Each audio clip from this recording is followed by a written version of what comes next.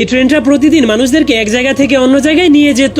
আর যখনই কেউ ভুল করে ট্রেনের রাস্তার উপরে চলে আসতো তখনই ট্রেনটা তাকে বাঁচানোর জন্য থেমে যেত। কিন্তু একদিন সেই ট্রেনের মালিক ড্রাইভারকে ডেকে এনে দেখাতে শুরু করে, আমি একটা বড় ট্রেন কিনেছি। যা দেখার পর সেই ছোট্ট ট্রেনটা বুঝতে পারে মালিক এখন তাকে চাকরি থেকে বের করে দিবে। এজন্য সেই ছোট্ট ট্রেনের ড্রাইভারের মনটা অনেক খারাপ হয়ে যায়। এরপর থেকে সেই বড় ট্রেন 1 মিনিটের মধ্যেই হাজার হাজার মানুষদেরকে এক জায়গা থেকে অন্য জায়গায় নিয়ে যেতে শুরু করে। এভাবেই ধীরে ধীরে সেখানে অনেক বছর কেটে যায়, যার কারণে সেই নদীর উপরের ব্রিজটা অনেক দুর্বল হয়ে যায়। আর অন্যদিকে সেই ছোট্ট ট্রেনটা কয়লা টানার কাজ করতো, কিন্তু কাজে একটু ভুল হলেই তার নতুন ড্রাইভার তাকে চাবুক দিয়ে মারতে শুরু করে দেয়। ঠিক তখনই হঠাৎ করে সেই নদীর উপরের ব্রিজটা ভেঙে যায়, যার কারণে হাজার হাজার মানুষ সেই বড় ট্রেনের মধ্যে আটকা পড়ে যায়। তখনই সেই ছোট ট্রেনের পুরনো ড্রাইভার সাহায্যের জন্য হর্ন বাজাতে শুরু করে দেয়, যা শোনার পরেই ছোট ট্রেন তাকে আটকে রাখা শিকলগুলোকে ভেঙে ফেলতে শুরু করে দেয়। এজন্য তার সেই ড্রাইভার তাকে মেরে মেরে থামানোর চেষ্টা করে, কিন্তু তবুও ছোট ট্রেন ফুল স্পিডে নিচে চলে যায়। এরপর নিজের পুরো শক্তি দিয়ে ট্রেনের বগিতে আটকে থাকা হাজার হাজার মানুষের জীবন বাঁচিয়ে দেয়। কিন্তু তার পুরনো ড্রাইভার এখনো সেই বড় ট্রেনের মধ্যে আটকা পড়েছিল।